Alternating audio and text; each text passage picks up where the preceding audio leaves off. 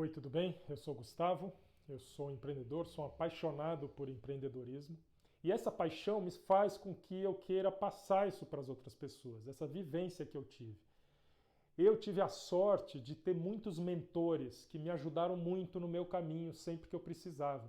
Pessoas que já tinham tido a experiência, que já tinham vivido situações positivas e negativas nesse caminho de criar uma empresa, de busca de um investidor, e muitas delas me ajudaram bastante, mas mesmo assim eu tive que aprender muita coisa sozinho.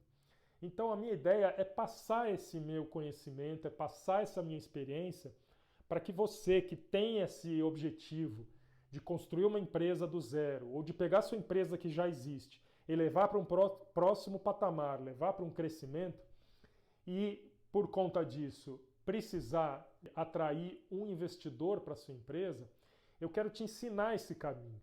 E eu consegui descobrir, depois de muito tempo, depois de muito estudo, que existe um caminho a ser trilhado, que existe uma ordem de coisas que você precisa fazer, desde o passo número 1 até o passo número 10, que são 10 etapas que eu vou explicar isso para você finalmente conquistar o seu investidor.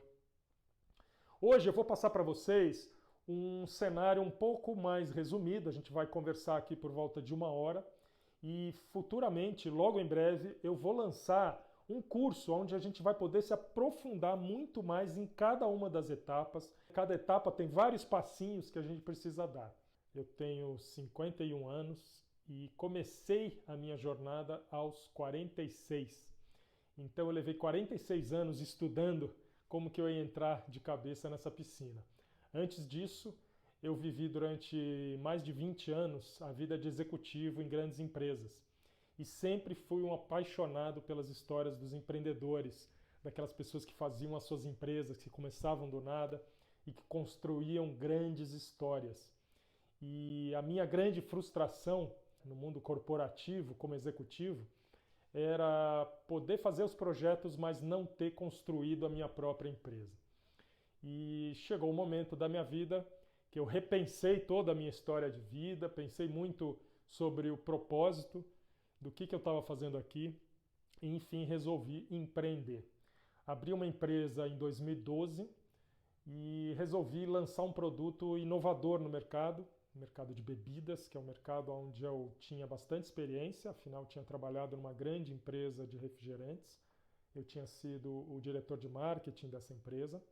Lá eu lancei uma marca que vocês provavelmente conhecem, que é uma bebida chamada H2O, que é um híbrido entre uma água gaseificada e um refrigerante, né, com um saborzinho de limão e alguns outros sabores. E esse lançamento foi um sucesso muito grande e foi o que me deu, vamos dizer, a gota d'água para eu me inspirar e finalmente abrir o meu negócio, abrir mão da experiência de ser um executivo com salário fixo, com uma série de benefícios e começar do zero.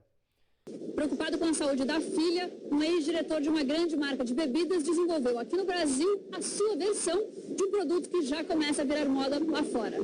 E por que eu estou contando toda essa história? Porque ao longo dessa jornada, depois que eu desisti do mundo corporativo e fui empreender, eu tive que aprender uma série de coisas que eu achava que eu sabia, mas que só fui descobrir na prática que eu não tinha noção de como eu podia fazer.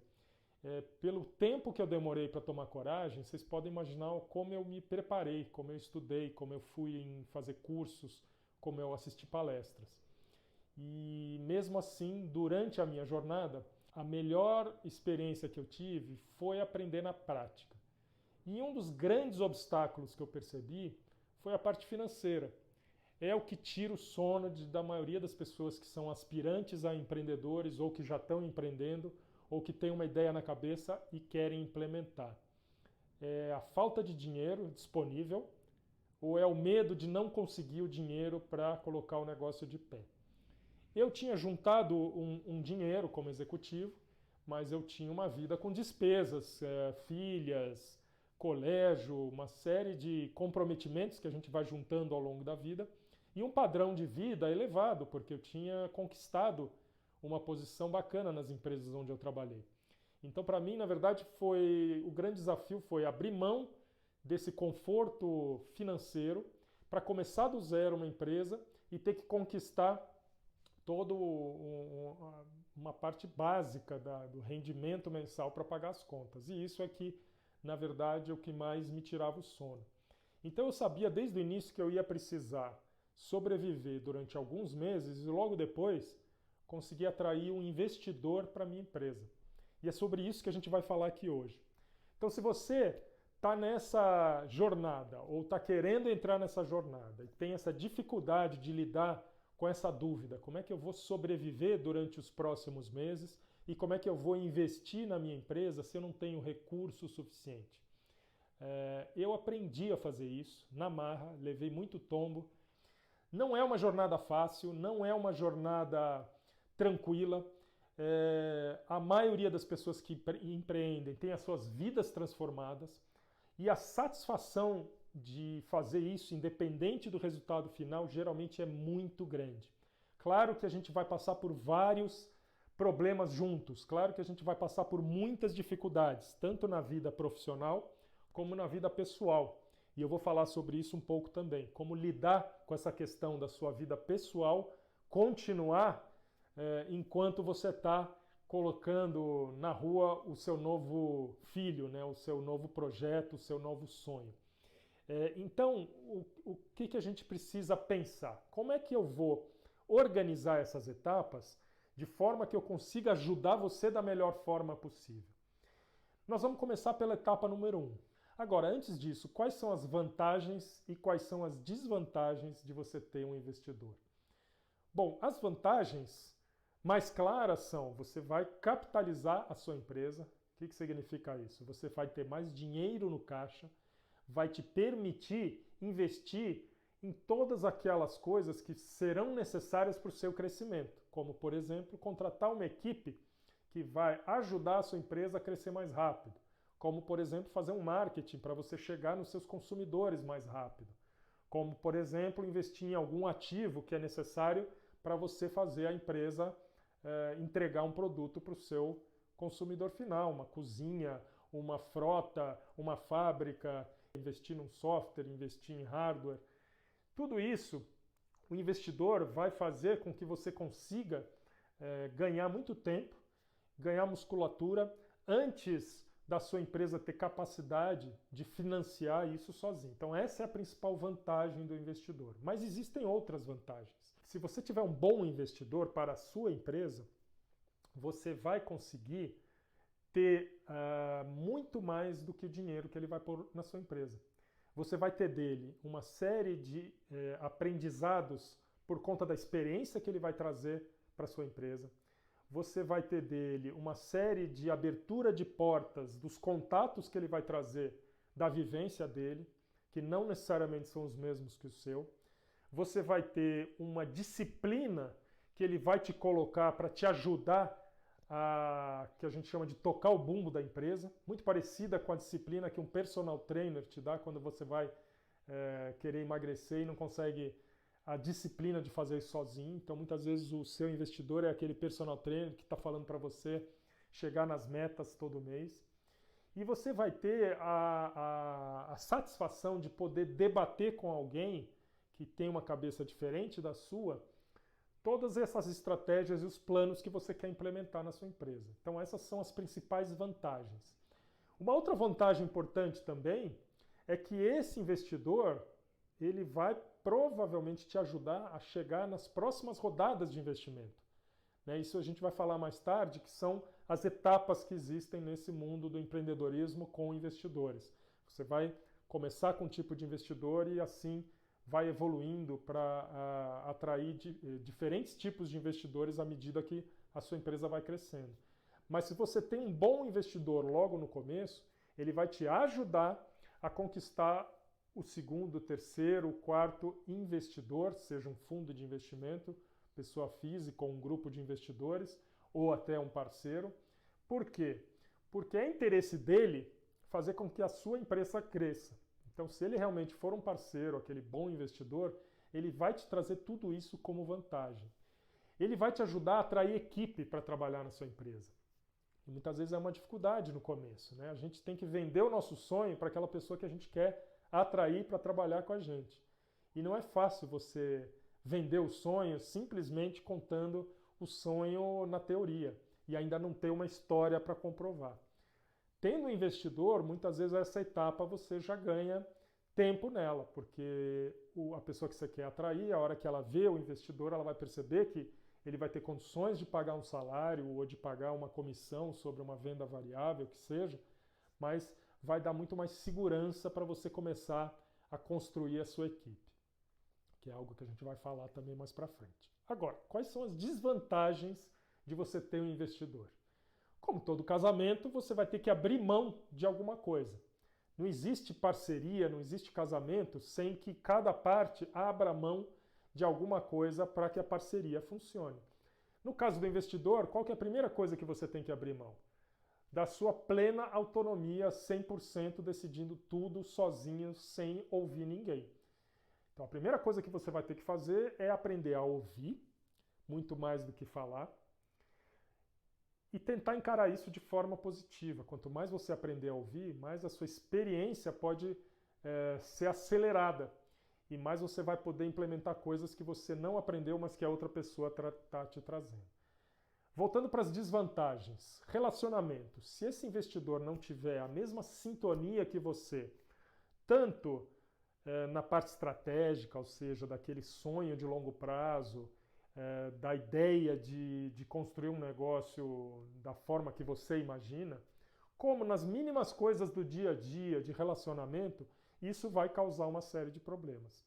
Então a gente também vai, durante o curso, passar algumas dicas de como é que você observa alguns comportamentos, como é que você pesca algumas nuances do comportamento dessa pessoa e das atitudes dessa pessoa e das opiniões dessa pessoa que você consiga rapidamente raciocinar. Será que isso tem a ver comigo? Ou será que é totalmente diferente e isso vai causar um problema futuro? Você vai ter que abrir mão de parte da sua empresa, né? Então o investidor entrou na sua empresa, como é que funciona na prática? Ele vai comprar uma fatia da sua empresa. Então você vai ter que abrir mão de uma fatia da sua empresa para ele poder ser sócio da sua empresa. Isso é uma desvantagem? Sim. Idealmente, você poderia continuar a vida inteira com 100% da sua empresa, fazer ela crescer, ficar enorme, ser vendida para um grande grupo e embolsar 100% do valor da sua empresa. Não é o que vai acontecer quando você tem um investidor. Mas aí você tem que parar e pensar o seguinte: será que eu prefiro ter 99% de uma empresa que fatura R$1.000 por mês? Ou será que eu prefiro ter 1% de uma empresa que fatura alguns bilhões por ano? E isso, de novo, você vai ter que pôr na balança. Então aí quem me inspirou muito a pensar com mais clareza sobre esse assunto foi o fundador da Starbucks. E desde o início ele sabia, ele colocou na cabeça o número 5%. Não sei nem como que ele chegou nesse número, mas ele sabia que ele ia ter 5% de uma empresa gigante que um dia ele ia construir. E ele não tinha nem comprado a primeira cafeteriazinha lá em Seattle, nos Estados Unidos, que foi onde tudo começou. No fundo, ele comprou uma cafeteria, foi para a Itália, enfim, é uma história genial para quem tiver interesse. Mas eu achei legal, então, esse raciocínio dele de pensar o seguinte: eu preciso construir uma empresa que vai crescer tão rápido e eu vou ter que trazer o mais rápido possível investidores, logo eu sei que eu não vou ter a maioria da minha empresa. Porém, eu vou ter 5% de algo muito grande. Então, tudo bem eu já abrir mão da participação da minha empresa logo no começo. Muita gente me pergunta: poxa, mas será que eu preciso mesmo ter um investidor? Será que não dá para eu fazer isso sozinho? E o fato é que a velocidade das coisas hoje é muito rápida. E a tecnologia permitiu com que as empresas fossem mais fáceis de serem abertas. E o crescimento das empresas também seja mais rápido.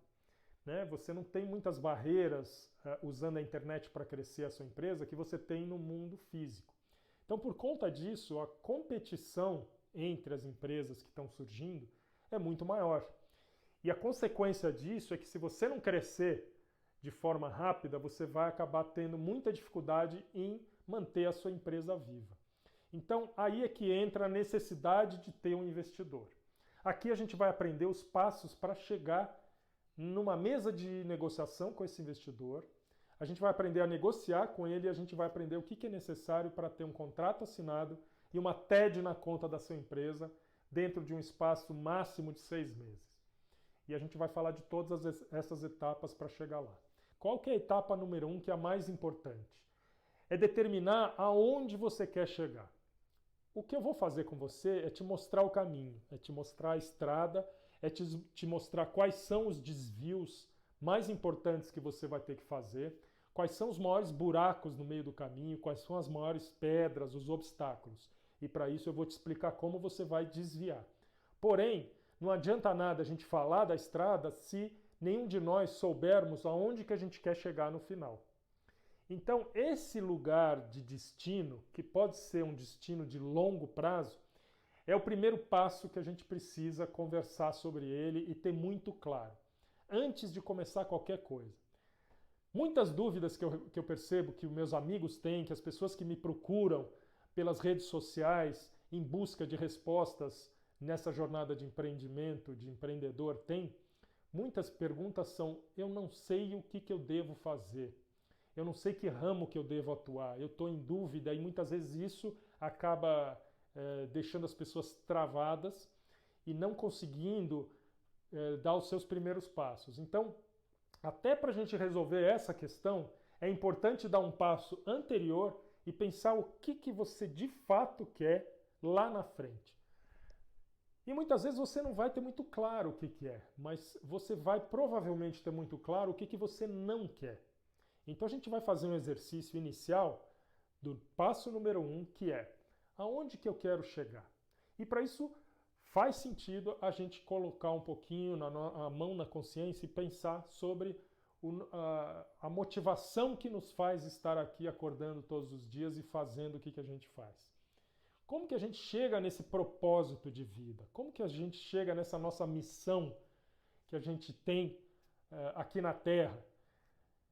Pensando nas nossas paixões, pensando em tudo que a gente já fez para o passado e pensando nos sonhos que a gente sempre quis realizar e que muitas vezes a gente foi empurrando com a barriga. Então essa hora de parar e pensar: qual é realmente o meu sonho?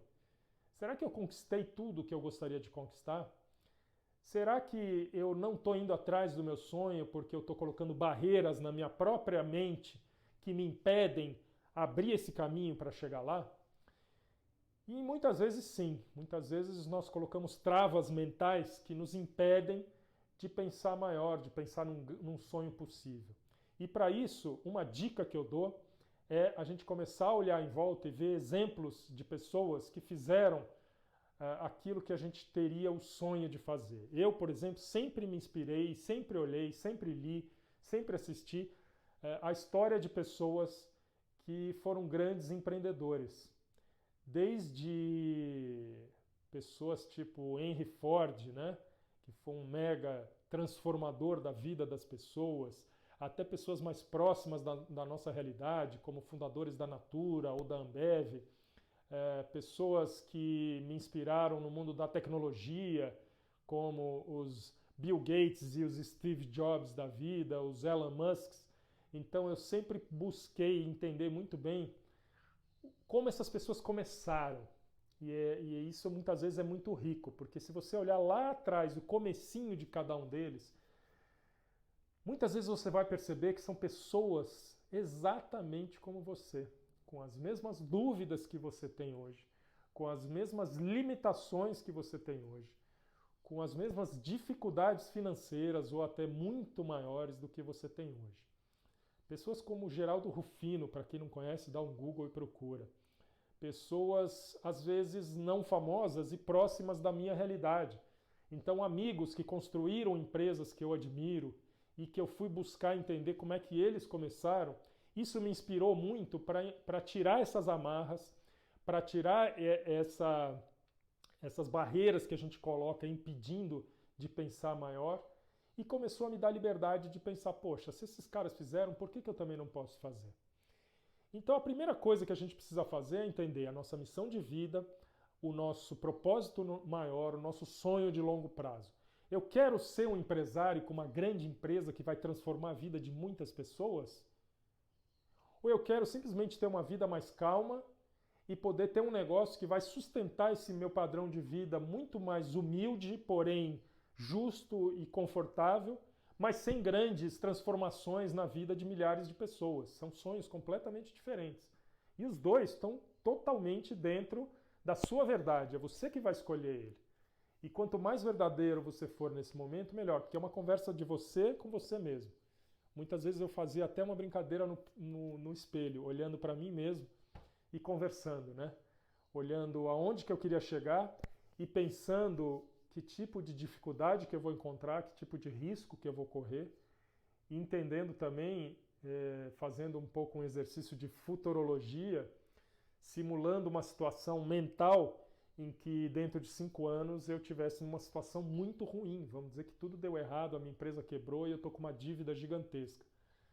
Então eu parava, olhava no espelho e pensava, bom, e agora? O que eu vou fazer? Será que eu vou lidar com isso? Como é que eu vou sair dessa?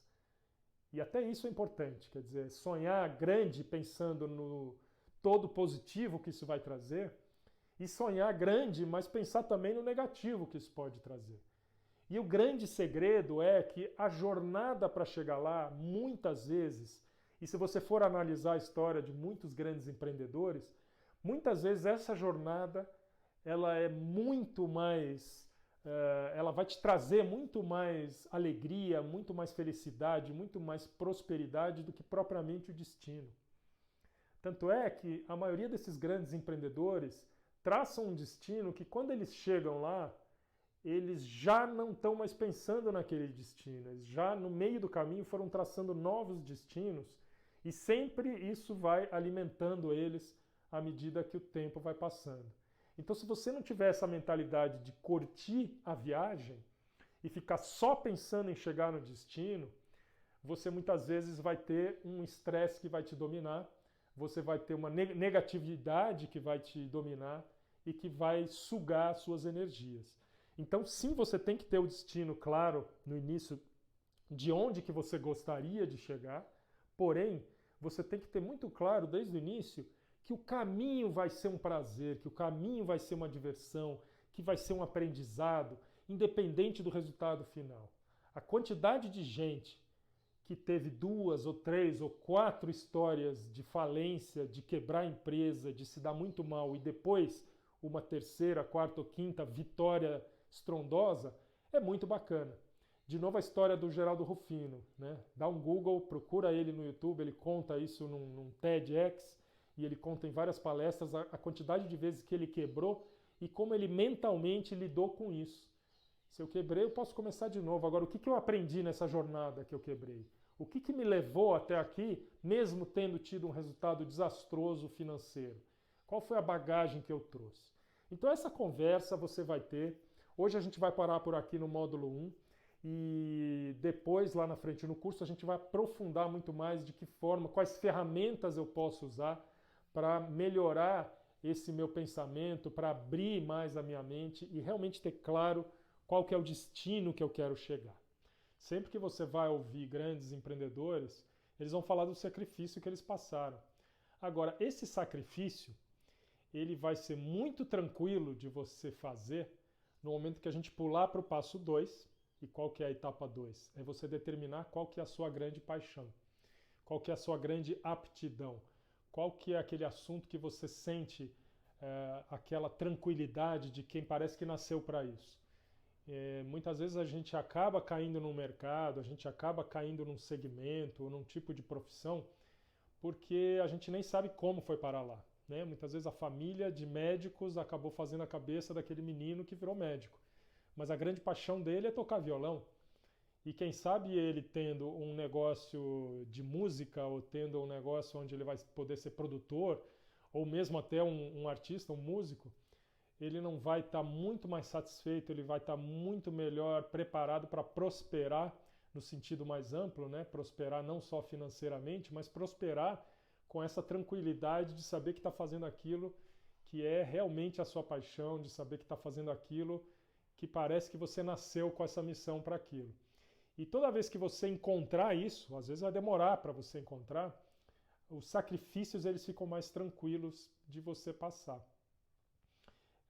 Para você ter um negócio que realmente prospere E nessa nova realidade que a gente vive hoje, da velocidade acelerada, dos negócios estarem super conectados digitalmente, da tecnologia ser algo que realmente faz a diferença, quanto mais você tiver conectado com essa sua paixão, mais fácil vai ser você fazer o negócio ir para frente. Outra coisa, além da paixão, é entender o grau de habilidade que você tem, a facilidade que você tem de lidar com esse assunto, né? Então, paixão é uma coisa e habilidade é outra. Muitas vezes eu sou apaixonado por violão, mas eu não sei tocar. Então, às vezes você tem uma habilidade extremamente bem apurada, por mais que você é apaixonado por algum outro assunto, isso também pode te levar para aquele negócio que vai fazer você colocar todas as suas energias, independente do tipo de adversidade que você vai encontrar no meio do caminho. Então essa etapa 2 a gente vai também explorar melhor no momento do curso, a gente vai detalhar como chegar nisso, tem todo um esqueminha de como que eu listo todas as minhas habilidades, as minhas paixões, a gente vai dar nota. E eu vou juntar isso agora com o passo 3. Na verdade, todos os passos têm alguma interligação entre si. E o passo 3 nada mais é de eu entender o potencial do mercado que eu quero atuar. Para isso, eu vou determinar um nicho de mercado. Esse nicho que eu escolhi para atuar, ele tem alguma característica específica que eu conheça bem? Se eu sou apaixonado por aquele assunto, a chance de eu conhecer bem esse nicho é muito grande. Para entender se esse nicho tem algum tipo de oportunidade, eu preciso entender quais são os problemas que existem nesse nicho. Se eu sou um apaixonado, se eu tenho esse hobby, se eu sou envolvido com esse tipo de atividade, eu vou saber o que incomoda as pessoas que circulam em volta desse nicho, ou que usam esse tipo de serviço, ou que praticam esse tipo de atividade. E assim eu vou conseguir chegar na oportunidade para o meu negócio. Isso é mais especificamente para quem não tem um negócio pronto e simplesmente tem uma ideia de abrir um negócio e não sabe nem o que vai abrir. Então essas são maneiras de você conseguir afunilar o seu conhecimento e logo em seguida colocar toda a energia que você vai precisar para tocar o seu negócio na direção de um assunto que realmente te empolga, que realmente te deixa muito motivado e que você é apaixonado. Então essa é a melhor fórmula ideal, se for possível, para você conseguir tirar o negócio do zero em pouco tempo já conquistar o seu investidor. Muitas vezes o seu negócio já existe, seja porque você herdou, seja porque você abriu, seja porque você entrou como funcionário e acabou virando sócio. Enfim, 1000 histórias são possíveis aí. Mas, se você tem um negócio, usa esse exercício aqui também como oportunidade para parar e fazer um planejamento estratégico. Né? Vai para o vestiário, dá um apito de intervalo de jogo, no seu próprio jogo, senta no vestiário com seu time e repensa um pouco se aquilo que vocês estão fazendo é realmente o que vocês têm paixão. A maioria ali do time, da liderança, tem paixão, envolvimento e gosta de estar fazendo aquilo. Muitas vezes os mercados mudam, as empresas mudam e o que era uma coisa há 5 anos atrás pode ter se mudado completamente e a sua paixão não condiz mais com aquele negócio. Então é a hora também, talvez, de você fazer o que a gente chama de pivotar, né? De olhar para o negócio e ver se ele não precisa ter algum tipo de mudança ou para o produto que eu sirvo não ter algum tipo de mudança e aí sim eu poder focar com todas as minhas energias nessa nova etapa que eu vou começar na empresa. Principalmente se a empresa está mal das pernas, se ela está passando um momento de dificuldade e eu quero ir atrás de um investidor. Antes disso, faz esse exercício de olhar onde é que eu estou atuando, se aquele mercado que eu estou atuando é um nicho crescente ou se é um nicho que está começando a perder força, e se eu tenho envolvimento de paixão, de entendimento, de habilidade, de querer fazer aquilo todos os dias da minha vida como se fosse uma diversão e não como se fosse só trabalho. No momento que eu defini tudo isso, é muito importante também entender como que essa oportunidade que você identificou no nicho tem o potencial de ser escalado. Será que esse nicho, e dentro desse nicho, esse problema específico que você identificou, tem o poder de ser escalável?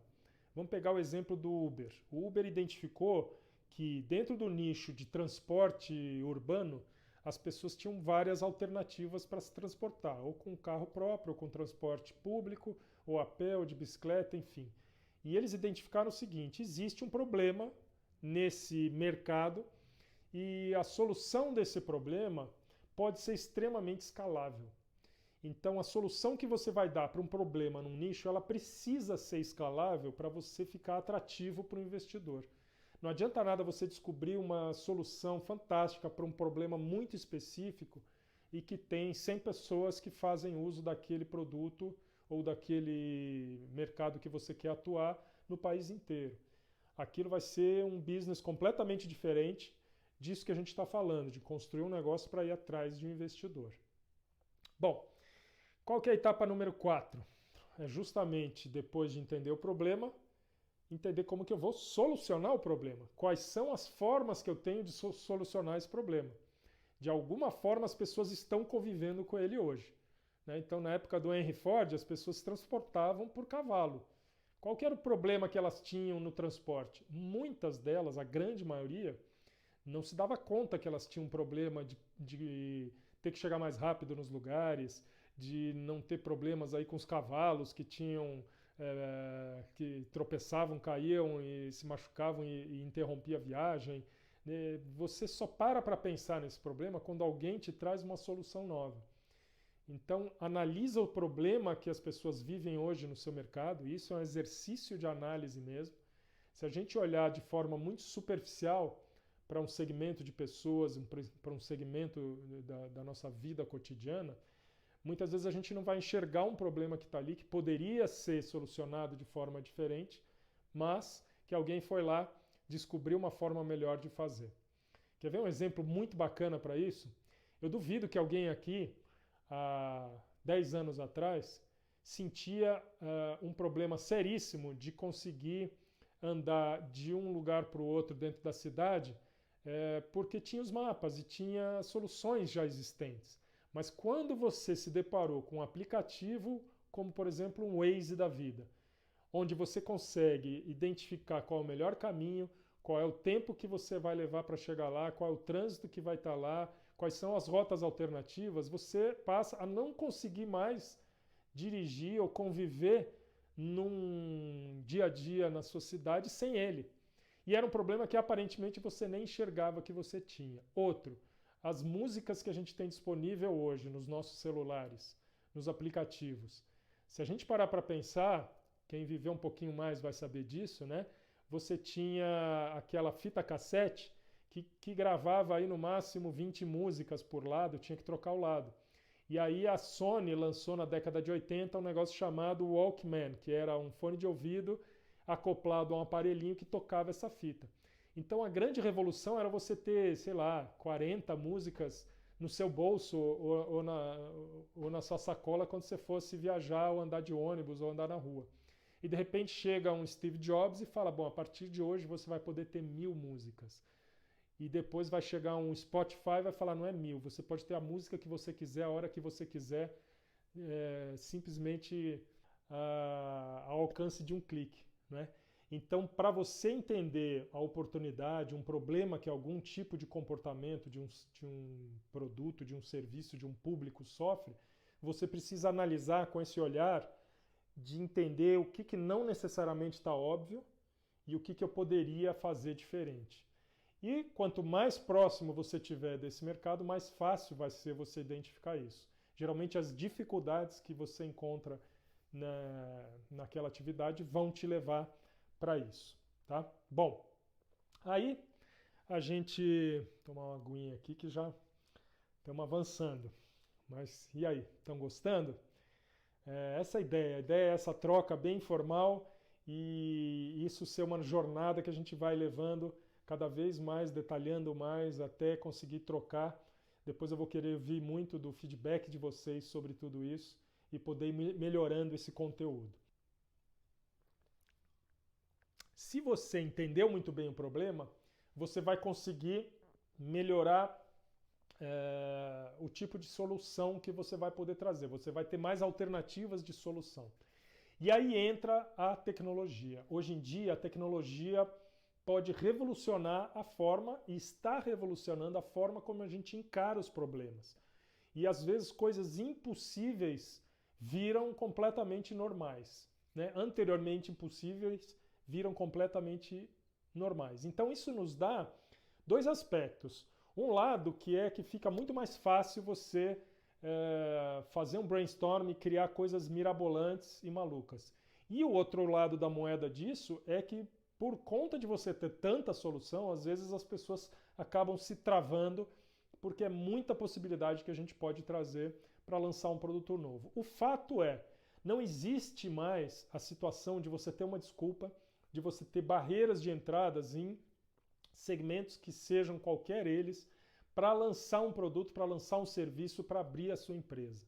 Então, eu quero que vocês entendam isso. A dificuldade que há muitos anos atrás existia para você entrar no mercado, ter que ter um investimento gigantesco para começar a vender um produto ou um serviço, ela não existe mais. As dificuldades que existem, e elas existem, são outras. E a gente vai tocar nelas aqui ponto a ponto para ir tirando elas da frente. Mas não coloque esta dificuldade de conceber um produto, de investir num ativo, de ter que construir uma fábrica para começar o seu negócio. Eu comecei o meu negócio sem fábrica nenhuma. E até hoje, mesmo depois de ter vendido a empresa, eu não tive fábrica. Eu terceirizei a produção, eu terceirizei a distribuição. Então vamos entender depois, nas próximas etapas, como é que essa solução que você vai trazer para o problema pode ser viabilizada num curto espaço de tempo, nem que seja para eu comprovar se aquela ideia realmente é relevante, né? Então vamos lá.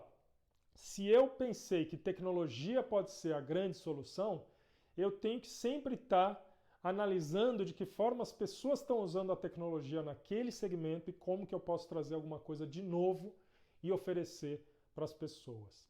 Então, o meu produto ele vai ser uma solução relevante para o meu público, e isso vai fazer toda a diferença.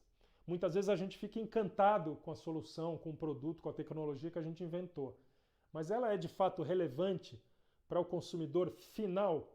E aqui entra um segredo muito grande. Mesmo que você vá criar uma empresa que vai atender B2B, né, como se fala, ou seja, business to business, que não é business to consumer, B2C, que é um jargão que a gente usa em negócios que diz o seguinte: se eu tenho uma empresa e vendo para uma outra empresa, eu não atinjo o consumidor final, né? O meu produto vai chegar no consumidor final lá na ponta da cadeia. Por exemplo, o pneu do carro. Então, a empresa que fabrica o pneu, ela não vende para você necessariamente. Ela pode até vender se você entrar no site da Pirelli para comprar o pneu direto. Nem sei se isso existe. Mas, normalmente, ela vai lidar com as montadoras de carro que vão comprar os pneus dela e você vai ser beneficiado por esse produto por vários intermediários, né? A própria montadora também não chega em você, ela vende o carro dela para um outro distribuidor, que são as concessionárias, até chegar para você. Então, se você tiver um negócio B2B, para fazer o exercício da solução do problema, sempre pula todo o caminho e vai direto no consumidor final e vê como esse consumidor final vai se beneficiar disso. Esse foi o grande segredo que fez com que a Intel prosperasse e se tornasse essa empresa tão forte que ela é até hoje. Eles sempre tiveram em mente qual que é o problema do consumidor final que vai usar o computador e não o meu cliente imediato, que é o cara que monta as placas que vão dentro dos computadores, que depois o cara da placa vai vender para o fabricante do computador, né? Então os processadores Intel sempre tiveram essa visão do consumidor final. E se você sempre tem essa visão do consumidor final, você vai entender muito melhor qual o problema que você está solucionando. Bom, dado isso, dado que você resolveu entregar uma solução que você vai testar, qual que é o modelo de negócio? Como é que eu vou ganhar dinheiro com isso? O modelo de negócio é distribuir e vender pela internet, ou eu vou abrir uma loja no shopping e vou fazer a venda da forma um pouco mais tradicional? O modelo de negócio é uma assinatura? O meu modelo de negócio é um Software as a Service, SAS, que é tão comumente agora usado aí pelas startups de tecnologia, que é quando um cliente paga uma assinatura e você vai usando uma mensalidade daquele software. Ou o meu modelo de negócio é oferecer uma consultoria pontual e uma vez eu fechando essa consultoria eu vou procurar outro cliente. Existem inúmeros modelos de negócio e existem modelos de negócio inovadores. E aí existem várias ferramentas para você determinar qual que é o melhor modelo de negócio para o segmento que você vai atuar e para aquela solução que você pensou em dar para aquele problema que você identificou. Está entendendo como é que cada etapa ela se interliga com a etapa anterior? Agora a gente está falando da etapa 5. Então, 5 você vai determinar qual que é o modelo de negócio que a sua empresa vai atuar, que vai fazer com que o dinheiro que entra no seu caixa pague todas as despesas que você tem e ainda gere lucro para fazer a sua empresa crescer. Esse modelo de negócio é uma das coisas mais chaves para você ter muito bem pensado, muito bem desenhado para buscar o investidor. E aí eu já vi muita empresa que tinha uma ótima ideia, que tinha um ótimo empreendedor, que tinha um ótimo time, que atuava no mercado crescente maravilhoso, mas não deu a devida atenção para detalhar melhor o modelo de negócio. E na apresentação na frente do investidor, acabou gaguejando na hora de responder uma série de perguntas sobre o modelo de negócio. E um investidor um pouquinho mais vivido, um pouquinho mais experiente, ou que já viu várias empresas quebrarem, consegue identificar claramente se você não está com aquilo bem redondinho, se o seu modelo de negócio não está realmente sólido para fazer com que a sua empresa consiga cumprir aquele crescimento que você está prometendo para ele. Então, modelo de negócio existe vários livros, existe várias metodologias e no nosso curso depois a gente vai pegar um resumo de tudo isso e vai mastigar para você a melhor forma de você conseguir desenhar um modelo de negócio, comprovar ele na prática, testar, para chegar no investidor já com todas as respostas para as perguntas que ele vai te fazer, para você não passar vergonha, para você não ficar gaguejando na frente do investidor. Né? Quanto mais segurança a gente consegue mostrar para o investidor, mais chance dele ter empatia com você e querer arriscar o dinheiro dele com você. Etapa 6, que é a que vem em seguida. Quem são as pessoas que vão fazer parte do meu time e que vão fazer com que esse meu sonho se torne realidade? Para atrair essas pessoas, primeiro eu tenho que ter muito claro qual que é o meu sonho. Então lá atrás, se eu fiz aquela primeira etapa bem feita, se eu determinei muito bem aonde que eu quero chegar, aí sim eu vou ter um poder de atração muito melhor dessas pessoas. E aí entra toda a teoria que eu adoro do Jim Collins, que é um grande pensador americano, professor de Stanford e super guru das grandes empresas, que fala a anedota dele mais conhecida, que eu vou contar agora aqui rapidinho, mas que depois a gente vai se aprofundar muito, é a brincadeira do ônibus.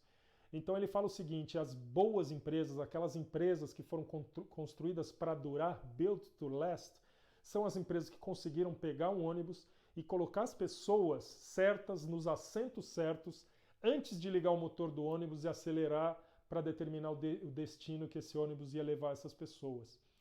Ele fala o seguinte: se você tem um time certo, sentado nas cadeiras certas da sua empresa, o ônibus não vai ter limite de distância, de velocidade, nem de destino que ele vai querer chegar. Depois que você tem o time certo, o céu é o limite, você vai poder chegar onde você quiser. E a grande maioria de nós faz o quê? A gente primeiro determina o destino, a gente primeiro determina o caminho e coloca o ônibus para andar e aí vai buscar as pessoas para sentar nas cadeirinhas. E naturalmente o que acontece? A pessoa errada na cadeira errada acaba fazendo o ônibus desviar a rota e fica dando volta e nunca chega lá onde tem que chegar. Então Jim Collins vai ser o cara que vai nos ajudar a deixar muito claro como que eu vou preencher esse meu time. Se eu já tenho um time na minha empresa, se ela já está rodando, quem são as pessoas que eu já tenho? Elas têm o perfil certo? Elas são as melhores pessoas? Elas são as melhores pessoas para aquela função? Muitas vezes você vai pegar uma pessoa que não está performando na sua empresa, vai ter uma profunda conversa com essa pessoa, vai analisar o perfil dela, vai entender os sonhos dela e vai comparar com os seus e vai entender que, de repente, essa pessoa sentada na cadeira de RH vai performar muito melhor do que sentada ali na cadeira de TI, que ela está fazendo aquilo arrastada sem nenhuma paixão. E esse rodízio das cadeiras e a busca das pessoas certas é a que vai dar realmente chance do investidor olhar para você e falar: cara, você sabe o que você está fazendo, com esse time eu sei que você vai chegar lá. Muitas reuniões com investidores eu já vi, eu participo de várias, porque eu sou consultor de empresas e estou analisando várias empresas e ajudando investidores a chegar a empresas investidas. Muitos investidores eu já vi apostar na empresa simplesmente porque ele se encantou com os empreendedores e com o time que estava tocando aquela empresa. Agora, pode ser que você não tenha ninguém no seu time ainda. Isso significa que você vai traçar esse perfil mesmo antes de buscar as pessoas. Então, não necessariamente é aquele seu melhor amigo de infância, aquele seu primo que você vai trazer para o negócio, que é muito comum de acontecer, né? O cara da faculdade, aquele amigão que eu tomo chopp. Calma, não é esse cara que vai fazer você transformar o mundo, necessariamente. Muitas vezes pode até ser, mas a gente vai ter que fazer uma análise fria de entender esse gerente de TI que você está pensando. Será que não é melhor ele naquele lugar de vendas porque é uma pessoa extremamente extrovertida e tem uma paixão por vender? Versus aquela mulher super criteriosa que estudou a fundo e sabe exatamente todas as novas tecnologias e tem paixão por programação e que hoje está ali na recepção. Será que ela não pode ser a sua gerente de TI? Dependendo de como a gente vai formar ela, dependendo de como que ela vai evoluir. Então, essa análise precisa ser feita e mesmo a análise de você buscar pessoas, entrevistar e começar a fazer o filtro. Agora, isso não vai parar nunca, né? Eu fiquei impressionado, eu vinha de multinacional como Pepsi e começamos a trabalhar muito junto dentro da Ambev. E eu fiquei impressionado com a importância que os donos da companhia, que os próprios sócios da Ambev dão, os CEOs e os vice-presidentes, a cada vez que eles vão contratar alguém, a cada vez que eles vão buscar alguém para ser trainee, a cada vez que eles vão buscar alguém para ser estagiário.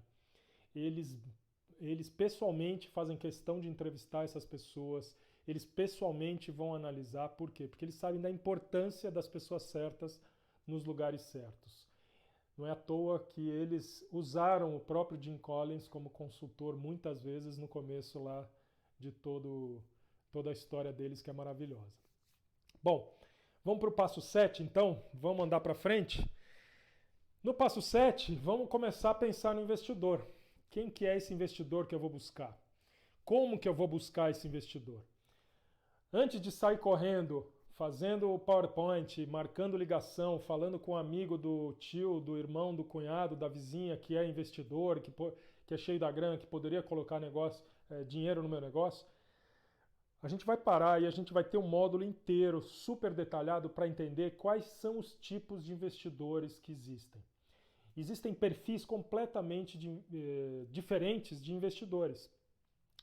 Tanto do ponto de vista do tamanho do cheque que eles vão colocar na sua empresa, do tamanho do bolso que eles têm, tanto do grau de profissionalismo que eles têm, como do perfil do tipo de negócio que eles entram, como de qual fase da sua empresa que eles vão entrar, se é na fase totalmente inicial, que a gente chama de seed money, ou seja, dinheiro semente que vai fazer aquela sementinha germinar, se é na fase do angel investor, investidor anjo, que já pega a sua empresa e começa a pensar um pouco maior, seja na fase de venture capital, fundo de private equity, tem uma série de tipos de investidores, organizações de investidores, e isso vem se sofisticando muito no Brasil. Está longe de chegar perto de alguns mercados mais maduros, como Europa, Estados Unidos e Ásia, né? Na China, hoje eles estão extremamente sofisticados nesse sentido. O que eu chamo de sofisticado aqui? É simplesmente um ecossistema mais organizado, mais claro para o papel de cada agente desse ecossistema, qual o papel que ele cumpre ali para instigar que esse mercado de novas empresas floresça e cresça mais rápido. O Vale do Silício é o grande modelo, é o grande benchmark, é onde a gente tem que se inspirar. Se há um lugar no mundo onde isso vem acontecendo há muitos e muitos anos, é lá. Então é óbvio que lá é que tudo foi inventado, tudo foi evoluído. Para vocês terem uma ideia, existe o Banco do Vale do Silício.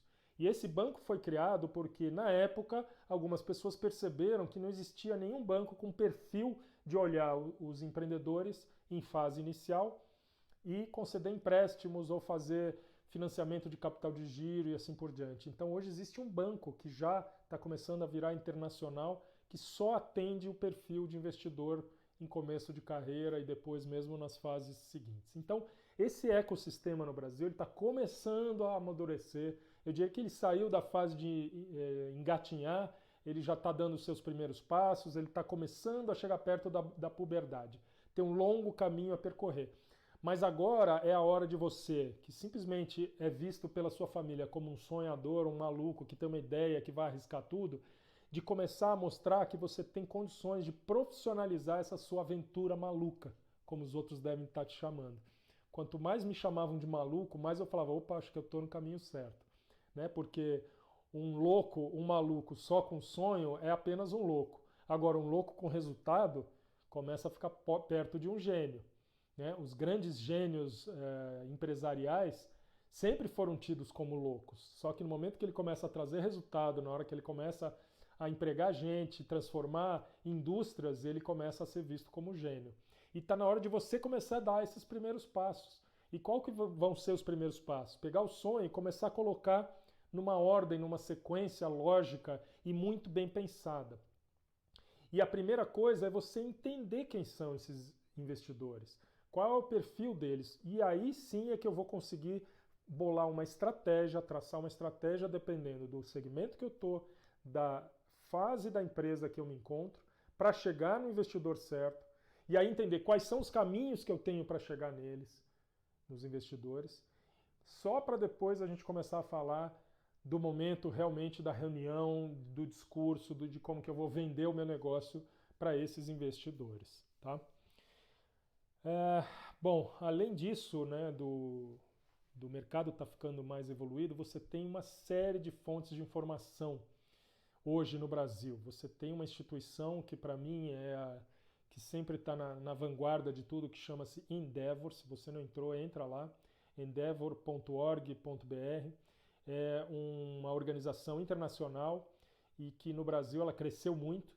E o grande objetivo deles, que eu achei muito legal, eles colocaram de forma muito clara que o grande objetivo deles é criar 10 Naturas a cada década. Então, para eles, a Natura é o exemplo de empresa mais bem sucedida no Brasil, e eu concordo, por uma série de critérios, não só o financeiro, mas a postura, o propósito, a transformação que eles vieram fazendo, a evolução da Natura, e eles querem transformar esses malucos como nós, que temos uma ideia no fundo de quintal, em futuros donos da Natura. Então, se você não entrou ainda no site da Endeavor, para tudo que você está fazendo, vai lá e acessa a quantidade de vídeos que eles têm, a quantidade de dicas, a quantidade de exemplos, seminários, cursos e tudo que a Endeavor pode te oferecer. Além da Endeavor, você tem o Sebrae, você tem o Google, você tem esses centros hoje de empreendedores de tecnologia, né, das startups de tecnologia, como o Cubo, como um ambiente lá da Oracle, que eu esqueci o nome agora, mas enfim, se você der um Google, você vai perceber todos essas organizações que existem, que algumas são aceleradoras, outras são incubadoras, tudo isso a gente vai aprender mais em detalhes qual o papel de cada uma mais para frente. Mas é importante você entender que existe tudo isso e o objetivo de todas essas pessoas, essas empresas, essas organizações é fazer com que você consiga tirar a sua ideia do papel o mais rápido possível e fazer ela crescer direito. E o meu papel aqui é te ajudar como se fosse um personal trainer. Então, a gente sabe que tem academia, mas será que com toda a informação disponível para eu conseguir emagrecer, malhar e saber da necessidade de exercício, por que as pessoas buscam um personal trainer? Muitas vezes porque elas precisam de alguém que já passou por aquilo, que tem um conhecimento mais profundo para te conduzir no lugar certo. E a minha missão de vida hoje em dia é justamente pegar esses empreendedores que têm um potencial, que têm esse brilho no olho e ajudar eles a navegar muito bem nesse mar de informação que cada dia mais aparece para favorecer a nossa vida. Mas muitas vezes esse mar de informação acaba nos confundindo. Então, está aqui uma maneira de você conseguir organizar essa informação e seguir um passo a passo muito bem pensado, muito bem comprovado, para você, em um curto espaço de tempo, conseguir conquistar o seu primeiro investidor e colocar no mínimo R$500 mil ou R$1 milhão no caixa da sua empresa para você pedalar e ir para a próxima etapa. Bom, a gente estava no ponto 7. Agora no ponto 8, nós vamos preparar o nosso famoso business plan. O que é o business plan? É um plano de negócio. O plano de negócio nada mais é do que um documento que vai colocar todos esses pontos que eu estou te falando de forma bem estruturada no papel para você poder apresentar isso para futuros investidores, para o banco, para futuros sócios, para clientes, muitas vezes, para funcionários, para a galera interna, né, os colaboradores, para começar a entender por onde que nós estamos indo. Então, é a sua Bíblia, é um documento que vai, ao longo da história da sua empresa, sofrer várias modificações, é um documento vivo, mas que serve como guia. Então, na etapa 8, a gente vai destrinchar quais são as melhores maneiras de você preparar o seu business plan, quais são as alternativas que você tem para fazer e, dependendo da etapa que você está, de novo, e dependendo com que tipo de investidor que você vai falar, como você deve modificar esse documento para ter ele da melhor maneira possível, otimizado para o seu objetivo. Bom, só um capítulo interno do business plan aqui é o seguinte: você dentro do desenho do business plan, você vai ter que definir o tamanho do dinheiro que você vai precisar para captar por investidores, para pedir para esses investidores investirem na sua empresa. E esse tamanho desse dinheiro tem toda uma lógica por trás dele. Não adianta simplesmente você tentar o maior volume de dinheiro possível no momento errado. Muitas vezes no início você vai solicitar um valor, às vezes não tão grande. Por quê? Porque você vai ter condições de gerar caixa na sua empresa para chegar na próxima rodada de investidores. E aí, se você conseguiu captar menos dinheiro do que você poderia, é melhor, porque você vai ser menos diluído, porque você vai ter o seu caixa financiando o seu business, que para os próximos investidores isso vai ser bem interessante. Então tem toda uma lógica por trás do valor, do tamanho do ticket, do cheque que você vai pedir para os investidores.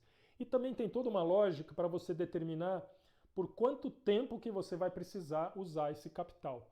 No início, a gente tem uma coisa que a gente chama de burning capital, que é o capital que você vai queimar justamente para pôr a sua empresa de pé, para começar a fazer ela rodar.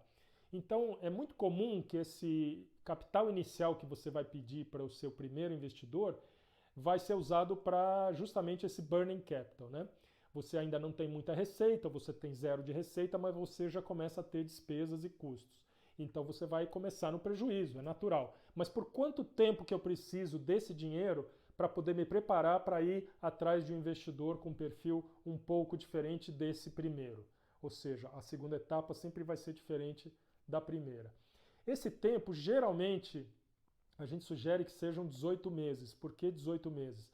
Porque você vai ter um plano para rodar durante 12 meses. Um ano é mais ou menos o que você vai conseguir detalhar melhor com o seu investidor. Claro que você vai dar uma visão de 5 anos, uma visão de 3 anos, mas o plano de um ano é o plano realmente que vai fazer a diferença. Para você viver durante 12 meses, você precisa de X de dinheiro, a gente vai entender como calcula isso.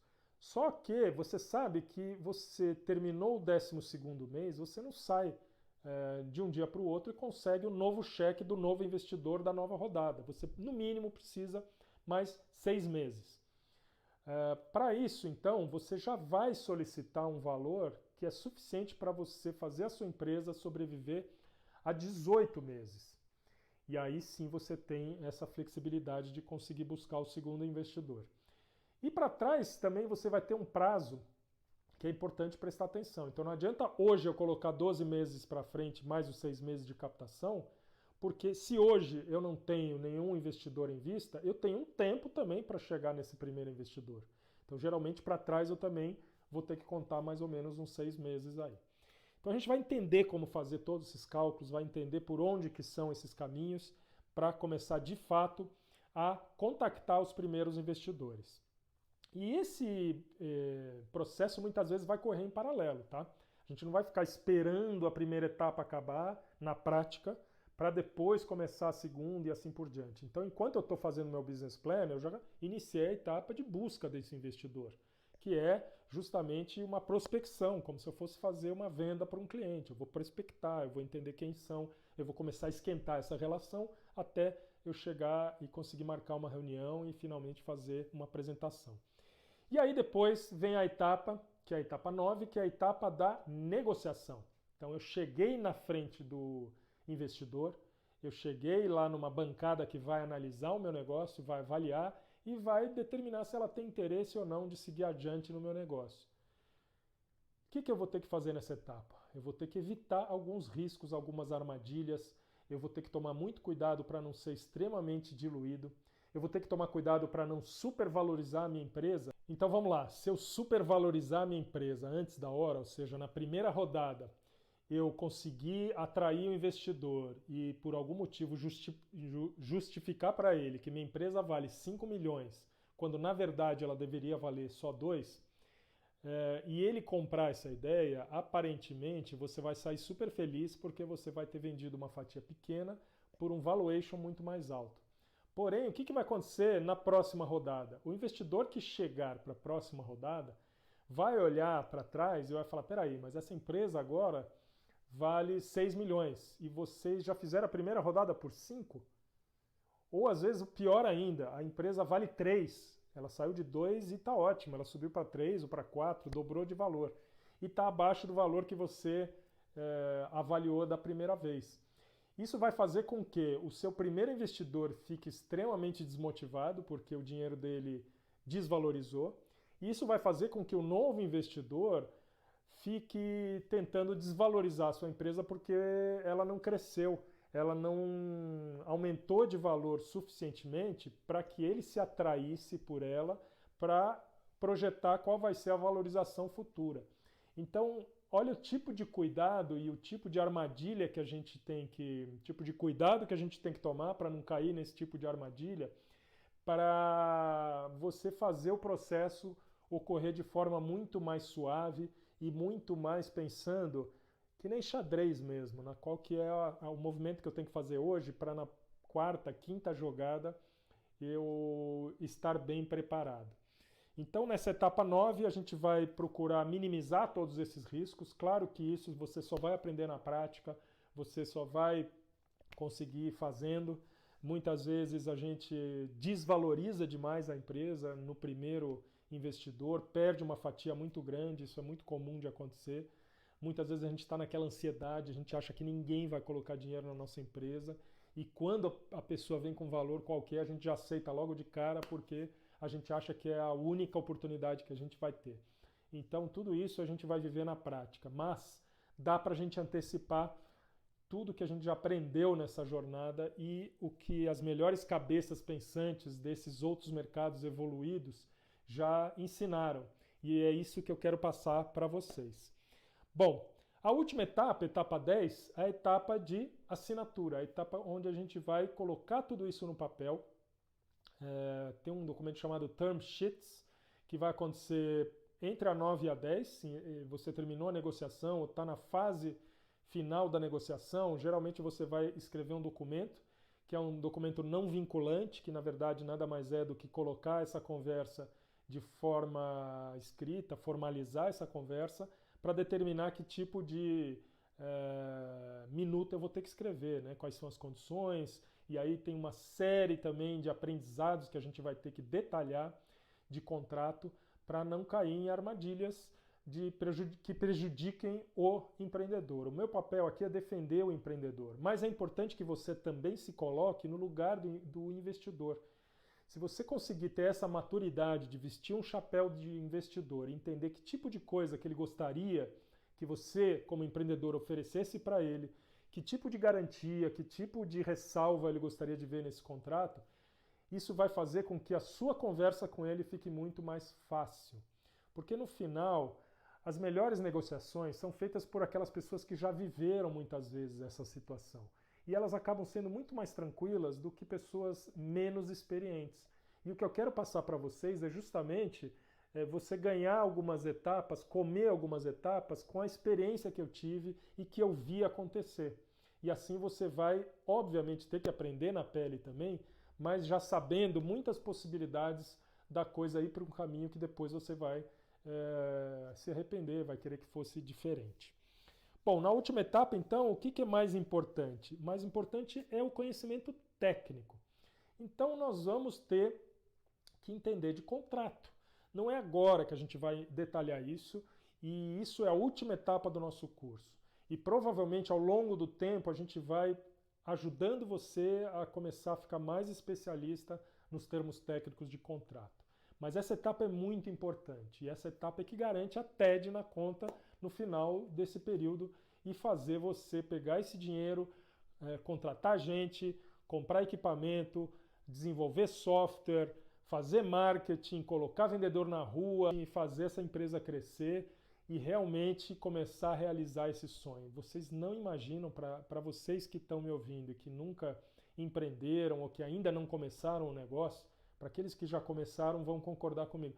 Vocês não imaginam o prazer que é quando você chega numa prateleira de um supermercado e vê aquele produto que era apenas uma ideia maluca sua sendo comercializado, sendo vendido, sendo comprado por uma dona de casa. Você não imagina o prazer que é aquele seu software que você desenvolveu sendo usado pelas pessoas, sendo comercializado e sendo vendido para outras empresas. Então, o prazer que nos dá, essa adrenalina que nos dá de ver os negócios acontecendo depois de um grande esforço, é a maior satisfação que você vai poder ter.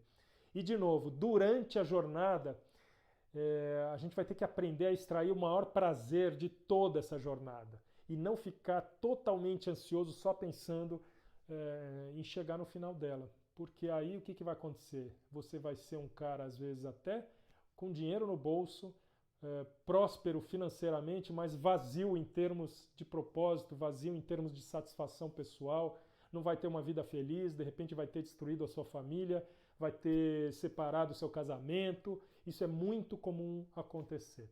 Então a minha ideia aqui é fazer com que essa jornada seja a mais prazerosa possível, a mais produtiva possível, para que daqui a 10 anos a gente enxergar várias pessoas indo nesse caminho aí de construir as novas naturas do Brasil.